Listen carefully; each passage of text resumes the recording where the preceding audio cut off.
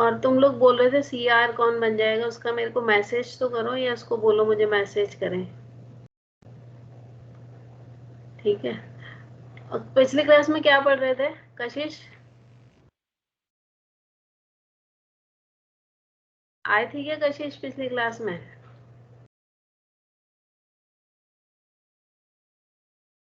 जयदीप आपको याद है? Yes ma'am. सो मैम हमने बेसिकली डिस्ट्रीब्यूटेड सिस्टम, फिर उसमें क्या होता है, हाई थ्रूपुट, हाई परफॉर्मेंस, फिर अच्छा, हमने क्लस्टर्स के बारे में पढ़ा था। okay, different type of distributed example of distributed system.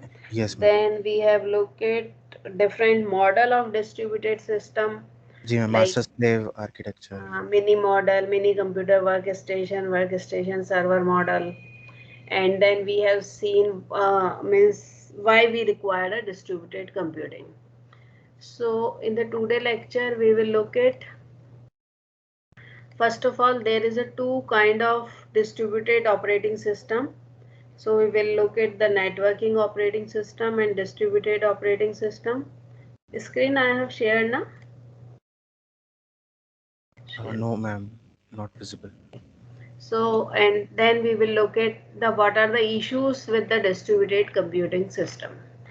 So first let us look at different type of distributed operating system. So as we know, operating system, basically I'm talking about just operating system. So what is operating system? वो तो आपने बहुत detail में पढ़ा है, तो if somebody asks what is the definition of operating system, then what you will say? Ma'am interface between user and hardware, basic definition तो यही है। Yes, बिल्कुल सही है। और it manage the resources efficiently. तो सेम यहीं पर है कि manage the resource efficiently and provides the interface. So in the case of distributed operating system, same definition is written, that is as a program that control the resource of a computer system and provide its user with an interface of virtual machine, and that is more convenient to use that bare machine. So basically यहाँ पर operating system की जगह हम अब बोले distributed operating system है, तो operating system is running on a multiple machines.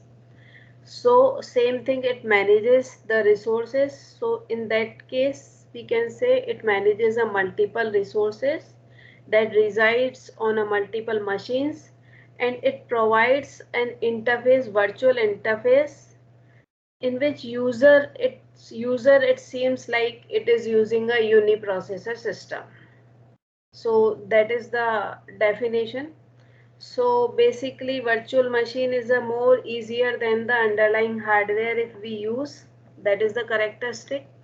And it manages the resources, means whenever a task arrives, it keep track what are the resources are free, where should the task should be given, and it keeps the if there is any conflict, then it also resolve. So that is the definition of a distributed operating system.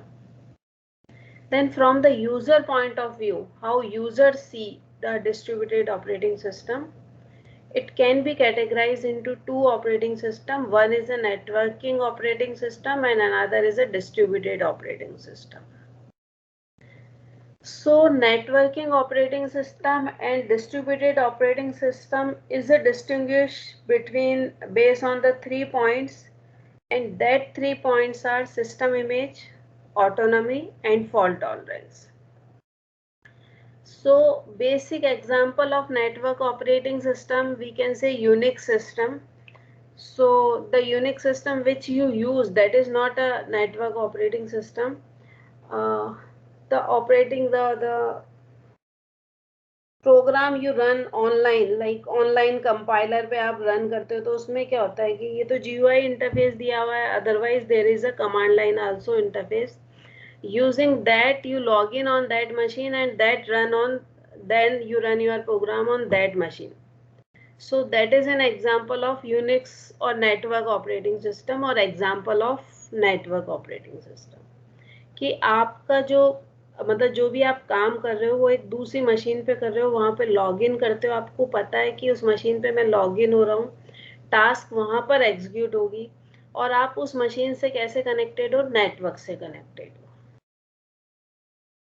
और distributed operating system के case में आपको ये नहीं पता होता है कि यहाँ पर अंडरलाइन कितने रिसोर्सेज हैं, आप किससे कनेक्टेड हो, और टास्क कहाँ एग्जीक्यूट हो रही है। तो इन्हीं 3 बेसिस पर हम इन 2 ऑपरेटिंग सिस्टम को कैटेगराइज करते हैं। तो फर्स्ट कैटेगरी है सिस्टम इमेज। तो सिस्टम इमेज मीन्स कि यूजर उसको कैसे देखता है। यूजर को ये रियलाइज होता है कि यहाँ पर मल्टीपल मशीन्स है, मल्टीपल ऑपरेटिंग सिस्टम है, या यूजर को ये रियलाइज नहीं होता है कि यहाँ पर मल्टीपल मशीन है। So in the case of cloud computing, do you realize it is running on a multiple machines? No ma'am. नहीं होता है। तो this No, is an ma'am, no, ma'am. तो this is a clear example of a distributed operating system. ठीक है, but अगर अभी यहाँ पे तो यूज नहीं करा, बट जो मैं कह रही हूँ आपको कि ऑनलाइन अपन प्रोग्राम कंपाइल करते हैं, तो that is an example of network operating system. अब यहाँ पर हम GUI से यूज करते हैं, तो हमें पता नहीं लगता कि हमने लॉग इन करा है और हमें ये पता है कि मेरी फाइल कहाँ पर है। अदरवाइज अगर मैं कमांड लाइन से करूँ तो it is clearly visible to me that I am running a network operating system. ठीक है, तो this is example which I have given. तो नेटवर्किंग सिस्टम में यूजर को ये क्लियरली विजिबल होता है कि it is running, I am running on a different machine. उसके 2 एग्जाम्पल यहाँ पर नीचे दिए हुए हैं।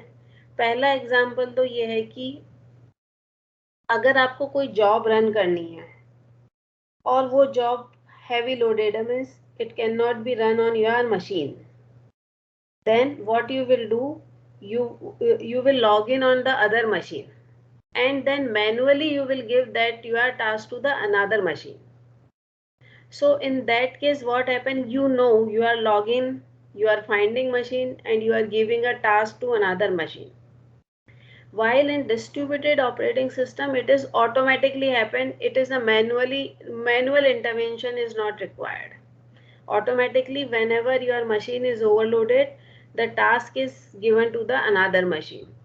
So that is the first example of a single system image, or system what is a system image. Another example of a system image is for FTP. If you are transferring a file from client to server or from one machine to another machine, then what happen, first of all you should know where is your file is kept, then you have to log in another machine, then you have to move that file into the another machine. So that is an example of network operating system. While in distributed operating system you don't know where is the file is kept. ठीक है, so that is why here we say that control over the file placement is done manually in the case of network operating system, while in the distributed system it is automatically done. तो इन दोनों के पीछे एक ही हमारा logic है, that is और एक ही की कॉन्सेप्ट है, that is a transparency. And transparency means क्या होता है, what is the meaning of transparency? Ma'am, it's like we know what's working behind something. We know what is working behind, or we don't know. No, transparency मतलब ma'am, पता है हमको, like क्या हो रहा है visible है files. नो, अब मीनिंग से ऐसे ही लगता है, but transparency means invisible. We don't know what is happening behind it. It is a kind of abstraction, and it is a hard to achieve. All kind of transparency we have seen now, like access transparency. So meaning is what? We are using a different autonomous computer, and all have a different architectures. Then we don't know which machine is using which type of character encoding, Unicode or ASCII code. So we get the information on which we are working. So that is a transparency. We are hiding, invisible to the user. Is it okay? No, abstraction हो गया. Huh? Abstraction what? मतलब transparency इसमें different होता है transparency meaning? क्या क्या बोलो Jaideep? Ma'am मतलब इसमें उसका मीनिंग डिफरेंट होता है क्योंकि हाँ मतलब मेरे को जो पता है लाइक ट्रांसपेरेंसी लाइक हमें पता है कि पीछे क्या हो रहा है लाइक दैट। हाँ, I have also confused many times, but जी look ma'am. it, I will show this word later on in this chapter only. Or sure ma'am. look it here. So transparency means यही है कि invisible, hiding something somewhere written. Access transparency. The main goal of decision make to compute existence, make the existence of FIRA invisible. Okay ma'am. ठीक है, वो confusing है, मेरे को भी बहुत जी बार मैम। पढ़ना पड़ा तब जाके। मैम क्योंकि ऐसे वो जो इंट्रोडक्टरी चैप्टर था शुरुआत में, तब आपने ट्रांसपेरेंसी दूसरा कुछ बताया था कि जब प्रोसेसेस एक सिस्टम से दूसरे सिस्टम पे पास होंगे तो तब विजिबल रहना चाहिए दूसरे सिस्टम को भी। ये कब बताया मैंने, किस वाले पॉइंट में बताया? मैम जो प्रीवियस चैप्टर था वो वो प्रदीप के सिन्हा वाली बुक का। तो नहीं, मैंने तो नहीं बताया बेटे, मुझे जहाँ तक ट्रांसपेरेंसी मतलब किसी और पॉइंट पे कोई बताया होगा। एग्जाम्पल वो था कि जैसे कि एक सिस्टम को ये पता रहना चाहिए कि कौन सा प्रिंटर अवेलेबल है। हाँ, तो व्हाट आई एम सेइंग कि there are different kind of transparency but it is hard to achieve first of all. और ये कॉन्ट्राडिक्टरी भी है बहुत सारी ट्रांसपेरेंसी। तो ये हार्ड टू अचीव है, तो हम कहते हैं कि ये वाली ऑल ट्रांसपेरेंसी मतलब अगर हम रखते हैं तो हमें it's not possible. That is why I have given that example कि अगर मेरे को location policy, if I know where is the printer, तो इट इज अ बेटर। तो that is why we are saying कि it is not possible to achieve 100% transparency. That example I have given, Tanishk, it's correct. Okay ma'am, thank you. ठीक है ना। अभी transparency means यही है कि हाइडिंग करना, हमें यूजर को ये नहीं बताना है कि मल्टीपल मशीन है, मल्टीपल रिसोर्सेज है। यूजर को ये नहीं पता कि फाइल कहाँ पर है। यूजर को इवन ये भी नहीं पता कि ये मल्टीपल मशीन से कनेक्टेड है। ठीक है। और उन सब के लिए क्या करते हैं कि हमारे पास यस मैम। ऑटोनोमस मशीन होती है और उसके ऊपर हम एक सिस्टम कह सकते हैं मिडिलवेयर इंस्टॉल कर लेते हैं जो इसको मैनेज करता है।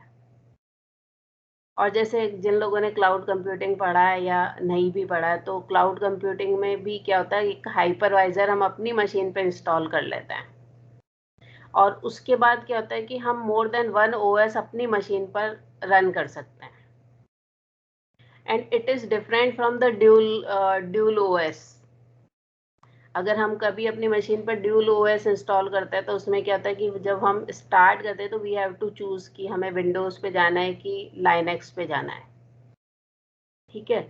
और अगर वो वाला जब हम हाइपरवाइजर इंस्टॉल करते हैं अपनी मशीन पर, तो हमें ये चूज नहीं करना पड़ता है कि हमें कौन से वाले ओएस पे जाना है। ऑटोमेटिकली अगर आप वर्चुअल मशीन 1 पर लॉगिन करोगे तो अपने आप यूनिक्स से कम्युनिकेशन होगा, और दूसरे पे करोगे तो विंडोज से, तीसरे पे करोगे तो मैक से, like that. So that is the different from the dual operating system. ठीक है। तो दिस इज अबाउट ट्रांसपेरेंसी, और ये हम बात कर रहे थे कि नेटवर्किंग ऑपरेटिंग सिस्टम और इसमें। तो यहाँ पर सिस्टम इमेज मीन्स यही है कि यूजर को जो है ये नहीं पता होता कि मल्टीपल मशीन एग्जिस्ट करती है और वो कहाँ लॉग इन हुआ है, कहाँ पर उसकी टास्क एग्जीक्यूट हो रही है और फाइल कहाँ पर रखी हुई है। ये हमें डिस्ट्रीब्यूटेड ऑपरेटिंग सिस्टम की। Excuse me, ma'am. Yes yes. Ma'am, I think you'd meant to say कि अगर मैम जो intermediate parts है, ma'am if they are invisible, तो ma'am what we are interacting with, तब वो चीज visible हो जाएगी। तो मैम इसलिए I think the confusion is there. I didn't get clearly what you want to say.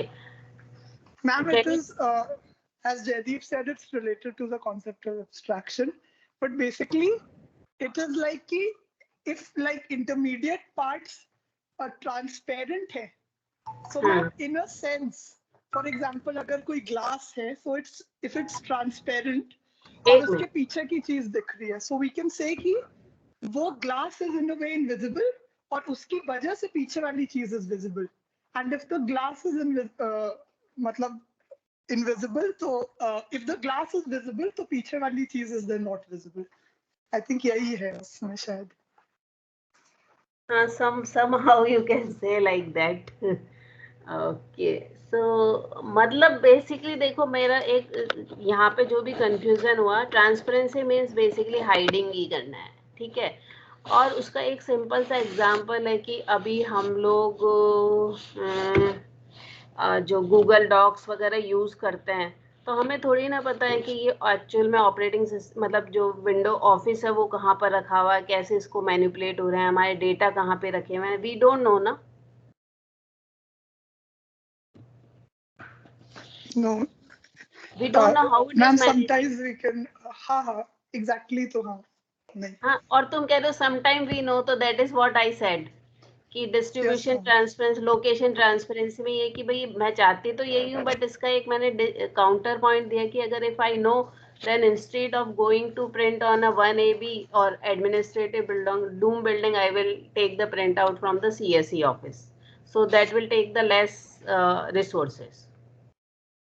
Yes ma'am.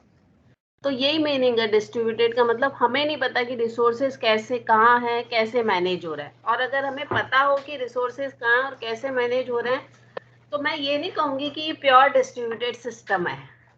और बेसिकली प्योर डिस्ट्रीब्यूटेड सिस्टम कोई होता भी नहीं है. मैम एक और क्वेश्चन था honestly. Yes, Ma'am, yes. When you told us about the advantages of distributed computing.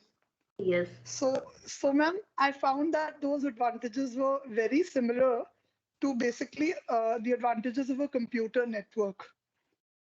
It facilitates the sharing of, for example, hardware resources and information and data and things like that, application programs. So ma'am दोनों में exactly फिर difference आप एक बार please फिर से बता सकती हैं? कौन से बारे में? तुमने क्या बोला कि कंप्यूटर नेटवर्क और डिस्ट्रीब्यूटेड कंप्यूटिंग सिस्टम के advantage? Yes ma'am, yes ma'am. Are similar. Oh, yes ma'am. Yes, we can say ना, because distributed computing हम अचीव ही तो कंप्यूटर नेटवर्क से ही कर पाते हैं. अगर मेरे पास अंडरलाइंग कंप्यूटर नेटवर्क ही नहीं होगा तो I can not achieve. Yes ma'am. तो वो सेम ही एडवांटेज आएंगे वहां पर और यहाँ पर. Okay ma'am, alright. और डिस्ट्रीब्यूटेड कंप्यूटिंग का एक और एग्जांपल है mobile computing. We don't know na how we are switching from one station to another station. Yes ma'am. And we don't know how it is managing at underlying hardware. Yes ma'am, yes ma'am. And I give one more example. हमारी जो car है वो भी एक example है distributed system का. Are you agree with this or not? Are you means everybody? I'm not asking what Devrat only.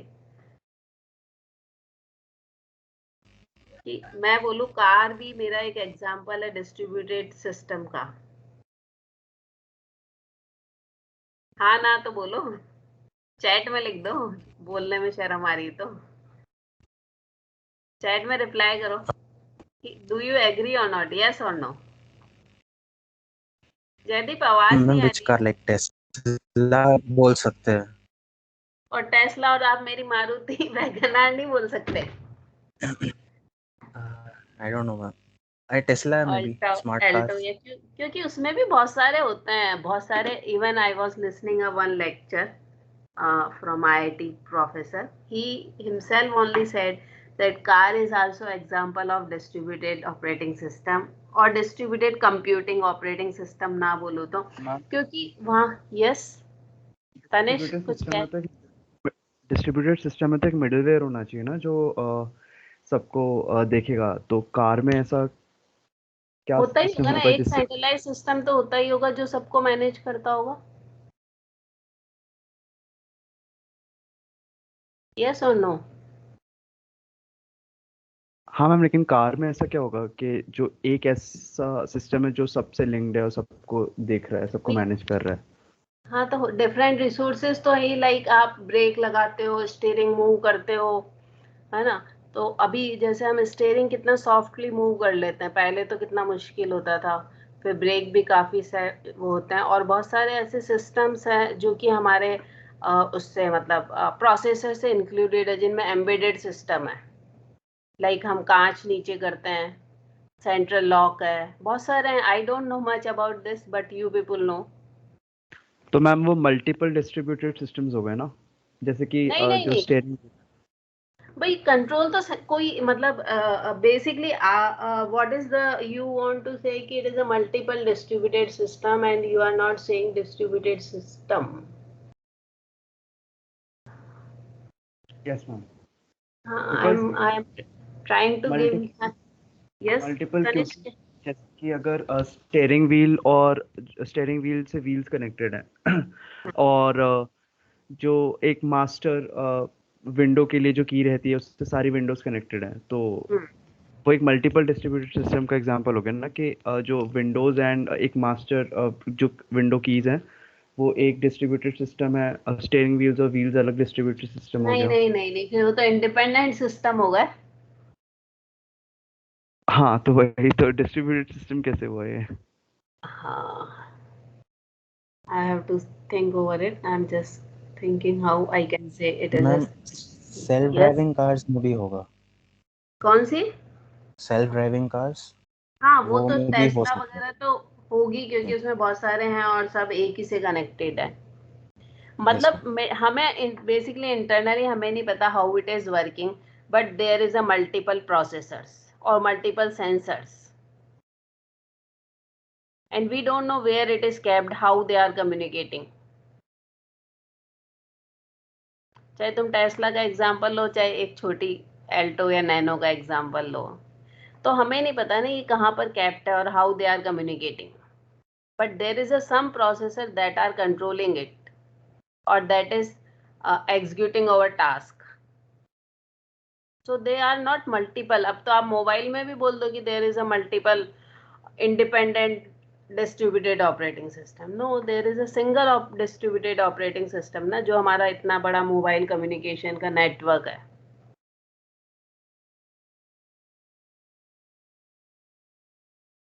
As for my understanding, it is not multiple, it is a single distributed system, you can say single car operating system. And how it is managing, we don't know, and that is why I am saying it is a transparent. Hidden, it is a hidden how it is managed.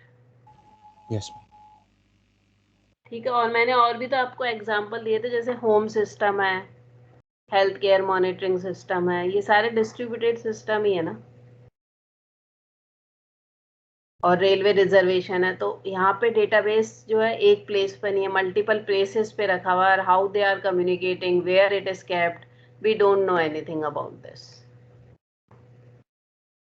और अभी तो real world example हमें cloud computing दिखता ही है, जो कि purely distributed operating system है। उसमें भी देखो क्या तनिष्क, उस पे भी तो बहुत सारे हमारे मतलब चीज़ें, नेटवर्किंग है, स्टोरेज है, सीपीयू है, इतने सारे सिस्टम है, तो they are not independent, there cumulatively there is a one cloud computing ना, there is a one distributed operating system. Yes Kanishk, Kashish क्या बोल रहे हो? मैम एक डाउट था, अभी जैसे हाँ आपने हाइपरवाइजर का एग्जांपल दिया था कि एक हाँ। ही मशीन पे 2 ऑपरेटिंग सिस्टम्स रन हो सकते हैं, तो हम्म। उसमें जैसे अब ऑपरेटिंग सिस्टम प्रोसेसर्स यूज़ करते हैं, तो दोनों एक साथ यूज़ करते हैं या टाइम शेयर होता है या कुछ मल्टी कोर का यूज़ होता है, वो क्या होता है? मल्टी कोर का यूज होता है, एक एक एक ऑपरेटिंग सिस्टम को एक कोर देते हैं। अच्छा, तो मतलब सिंगल कोर प्रोसेसर्स पे फिर नहीं हो सकता हाँ, ये? और शेयरिंग भी हो सकती है। ठीक है मैम। कुछ कह रहे थे तनिष्क और जयदीप? नहीं मैम, कुछ नहीं। No ma'am. ठीक है, तो अभी ट्रांसपेरेंसी मीन्स है इनविजिबल, हमें विजिबल नहीं, मीनिंग हिंदी में तो यही समझ आता है कि ट्रांसपेरेंस होना चाहिए, मतलब बाहर की चीज हमें दिखे, बट यहाँ पर मीनिंग है इनविजिबल। तो नेटवर्किंग ऑपरेटिंग सिस्टम में हमें जो होता है कि सिंगल सिस्टम इमेज नहीं होती है, हमें पता होता है कि हम दूसरी मशीन से कनेक्टेड है using underlying networks, and we know where the resources are kept, and using that we only log in and take or put our data there. That is a system image. So that is about the system image. So then we come to the autonomy. Autonomy means basically है कि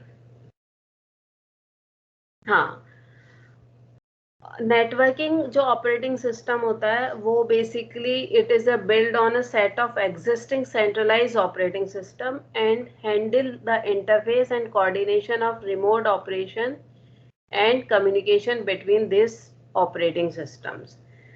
तो जो networking operating system होता है वहाँ पर autonomy ज़्यादा होती है as compare to distributed computing system.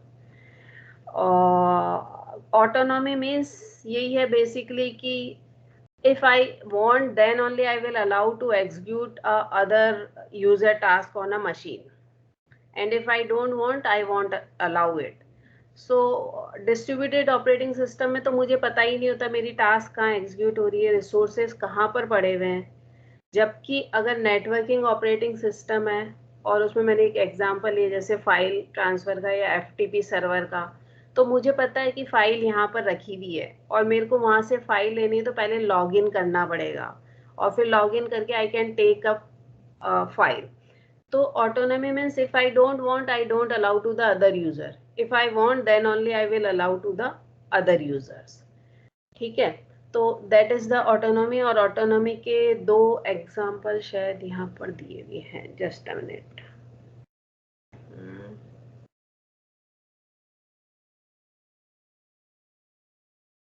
हाँ, so in the networking operating system there are multiple machines, and that all machine may have a different architectures. So in that case, if I want to execute any task, then if I want to execute on a X machine, then there may be a different system call, and if I want to execute the same task on a machine Y, then there may be a different system call. While in the case of distributed operating system, there is a middleware that is kept over the host operating system. तो वहाँ पर जो अगर मुझे कुछ भी task करवानी है दूसरी मशीन से, तो वहाँ पर जो सिस्टम कॉल होगी वो कॉमन होगी, और अंडरलाइन में वो कैसे कम्युनिकेट कर रहे हैं that I don't know, but as the user point of view I will use the same system call. Like मैंने बताया कि क्लाउड कंप्यूटिंग में हाइपरवाइजर हम अपने होस्ट ऑपरेटिंग सिस्टम पे इंस्टॉल करेंगे. अब मुझे किसी और मशीन से कम्युनिकेट करना है तो मैं तो अपना सेम ही कमांड दूंगी, जो भी मेरी प्रिमिटिव्स है या जो भी फंक्शन है वो सेम कॉल करूंगी. अगर नेटवर्किंग ऑपरेटिंग सिस्टम होगा तो मुझे पता होना चाहिए कि वहाँ पर लाइनक्स है, मेरे पास विंडो है, लाइनक्स पे ये वाली सिस्टम कॉल करती है तो मैं इसके थ्रू ट्रांसफर करूंगी, या फिर मैं RPC या कुछ और वो यूज करूंगी. While in the case of distributed system, there is a same system call will be used. ठीक है, तो यही बोला है कि degree of autonomy in a networking operating system is a higher than the distributed operating system. Then the next is a fault tolerance. So in the case of networking operating system, if 10% of machine fails, it means 10% of user are not able to access the resources or not able to continue their work. While in the case of a distributed operating system, if 10% of machine fails, then only the 10% performance will be degraded, but 10% of users or all the user will continue their work. Do you agree with this?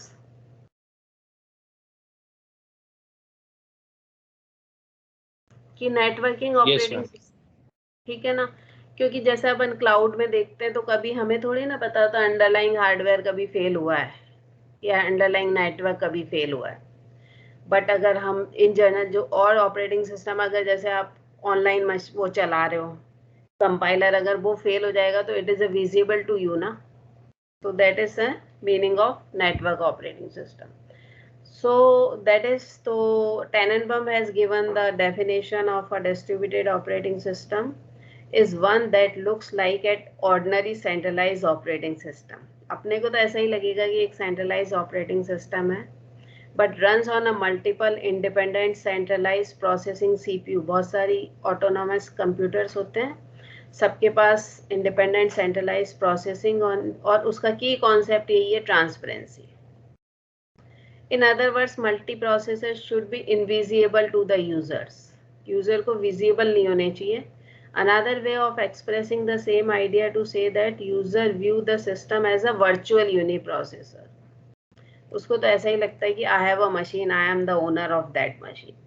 So based on these three categories or three characteristics, we can distinguish the distributed operating system and network operating system. First is the system image, second is the autonomy, and third is the failure, fault tolerant capabilities. Now we come to the some issue or challenges in the distributed operating system.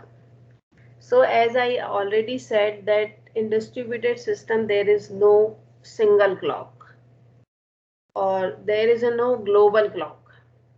अब उसका अगर हम एक real world example देखना चाहें तो हम कह सकते हैं कि अभी अपनी सबकी क्लॉक जो है अपनी कौन सी क्लॉक से यूटीसी से मैच है, और अगर मैं आप सबको बोलूं कि आप मुझे अपना टाइम लिखो अपनी मशीन का कितना हुआ है, तो राइट ऑन चैट बॉक्स कि what is time right now in your machine. 132. लिखो, इस पे लिखो, सब लिखो, देखो एक बार क्या होता है. Try to right.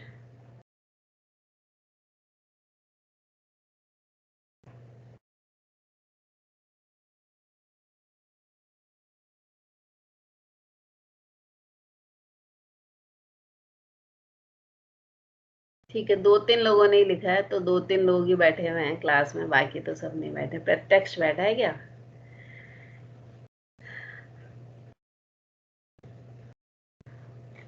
Yes ma'am, बैठा हूँ. अच्छा.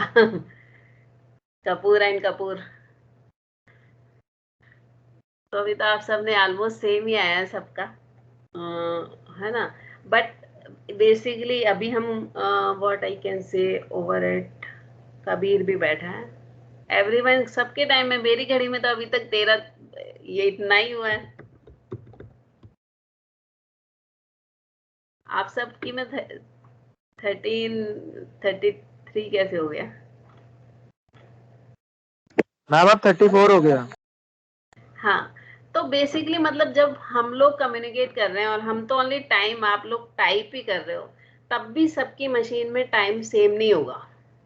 अब जब हम कम्युनिकेट कर रहे हैं, कोई मैसेज ट्रांसफर कर रहे हैं, तो वहां पर तो ट्रांसफर होने में भी टाइम लगेगा ना. कि if I am asking to everybody what is the time we want to work on let us say 1:35 पे, तो वहां पर इश्यूज आएंगे. तो यहाँ जब हमारा ये छोटा सा नेटवर्क है जिसमें ओनली मैंने आपसे टाइम पूछा है और सबका टाइम ये तो हमने मिनट्स में लिया, अगर मैं सेकंड में लूंगी तो सबका ऑब्वियसली डिफरेंट आएगा.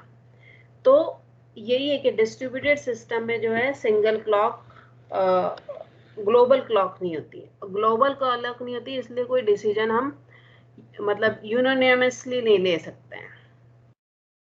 और सॉरी, हाँ ठीक है, यूनानिमसली नहीं ले सकते क्योंकि सबको सिंगल क्लॉक नहीं होती. तो there are 3 issues with the distributed system. First of all है कि there is no common clock among the multiple processor. Second issue है कि डिलीवरी ऑफ मैसेज में बी डिलेड, क्योंकि हम नेटवर्क के पर डिपेंडेंट है. कम्युनिकेशन जो होगा थ्रू मैसेजेस के होंगे, तो मैसेजेस हो सकता है कि मुझे बाद में मिले, पहले मिले, आउट ऑफ ऑर्डर मिले. Like you people have also learn the computer network, तो टीसीपी में हमने पढ़ चुके हैं कि मैसेज कैसे ट्रांसफर होता है, वो आउट ऑफ ऑर्डर भी मिलता है, और सम मैसेज में बी लॉस्ट हो सकते हैं. तो ये 3 इश्यूज मेजरली हमारे डिस्ट्रीब्यूटेड सिस्टम में है कि कोई कॉमन क्लॉक नहीं होती है, मैसेज लॉस हो सकता है और मैसेज डिले भी हो सकता है. मीनिंग यही है कि कॉमन क्लॉक नहीं होता और जो हमारा अंडरलाइंग कंप्यूटर नेटवर्क है वो रिलायबल नहीं है. तो ऐसे केसेस में हम कैसे डिसीजन लें? तो डिस्ट्रीब्यूटेड ऑपरेटिंग सिस्टम में जो भी डिसीजन होते हैं वो बेस ऑन होल, मतलब सारी all information के नहीं होता है, or you can say कि all the nodes doesn't part to take a decision. Some node part to take, all the nodes doesn't have the global information. Based on the part of information, they take the decision. So that is the you can say characteristic of a distributed operating system. We will look at later on how it is possible, but यही है कि यहाँ पर lack of up to date and consistent information is missing. ठीक है, और यहाँ पर ये सिंक्रोनाइजेशन, ये सारे बहुत सारे इश्यूज आते हैं, इनको कैसे रिजॉल्व करेंगे हम लेटर ऑन चैप्टर्स में देखेंगे.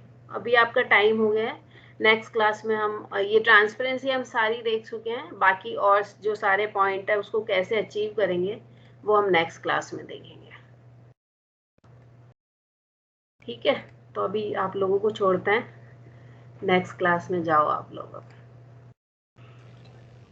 Okay, thank you. Thank you, ma'am. Thank you, welcome. Ma'am. Yes Kashish. Ma'am वो पेपर के बारे में पूछना था, अभी डिस्कस कर सकते हैं आपसे? हाँ, अपन ऑफलाइन बात करते हैं. Okay ma'am. ठीक है, ओके.